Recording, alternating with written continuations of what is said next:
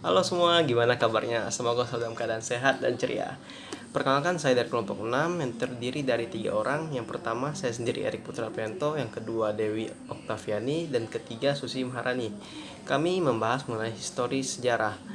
Saya mengambil mengenai teori Friedrich List yang menyampaikan bahwa pertumbuhan ekonomi suatu negara didasari dari cara memproduksi dan mata pencarian yang dilakukan oleh masyarakatnya.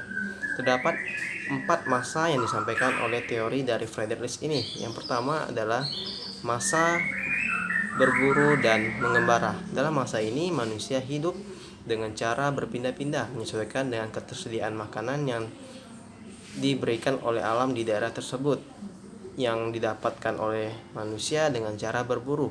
Adapun dapat diberikan dengan contoh dengan masalah saat ini, yaitu seorang manusia yang sedang mencari pekerjaan di daerah tempat tinggalnya namun tidak mendapatkannya, namun ia terus berusaha untuk mendapatkannya sehingga ia mendapatkannya di daerah lain.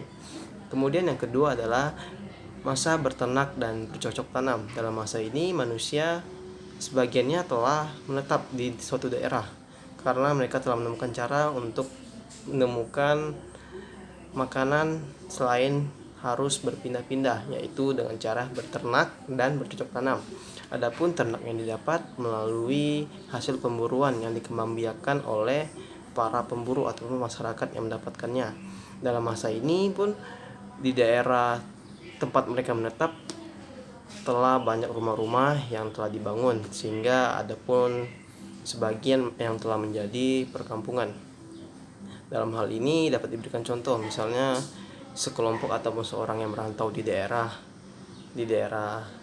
B yang semulanya ia berasal dari daerah A, ia telah nyaman di daerah B tersebut sehingga ia memutuskan untuk tinggal di daerah B tersebut untuk melanjutkan hidupnya dan memutuskan. Kemudian yang ketiga adalah masa bercocok tanam dan kerajinan. Pada masa ini bercocok tanam telah dijadikan sebagai mata pencarian utama guna memenuhi kebutuhan hidup pada masyarakat pada masa itu, sedangkan kerajinan dijadikan usaha sampingan.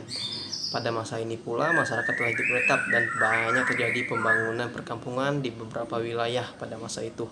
Adapun kerajinan-kerajinan yang dapat ditemukan pada masa itu berupa alat-alat pertukangan yang digunakan untuk membangun dan mendorong usaha dalam bercocok tanam. Adapun dapat diberikan contoh, misalnya seorang pekerja ataupun petani di suatu perkampungan, ia pada pagi harinya melakukan ataupun bekerja untuk bercocok tanam, sedangkan pada siang atau sore harinya ia pulang ke rumah untuk membuat usaha kerajinan yang bahan-bahannya diperoleh dari alam sekitar maupun lingkungan sekitar rumahnya. Kemudian yang keempat adalah masa kerajinan, industri, dan perdagangan.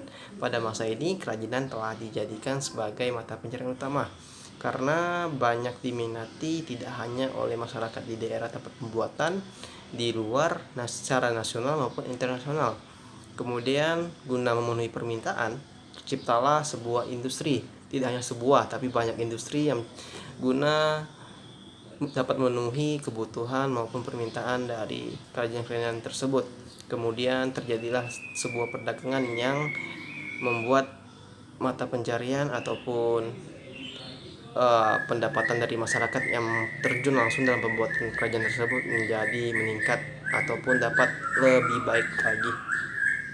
Sebagai contoh, pada masa pandemi ini masyarakat banyak sekali dirumahkan ataupun kehilangan pekerjaannya. Oleh karena itu tidak ada cara lain selain berusaha memanfaatkan apa yang ada dan ditemukan di alam maupun di sekitar rumahnya. Jadi selain bercocok tanam, kerajinan dapat dijadikan sebagai salah satu alternatif yang dapat menciptakan kreativitas dan meningkatkan pendapatan kita. Baik, sekian dan terima kasih.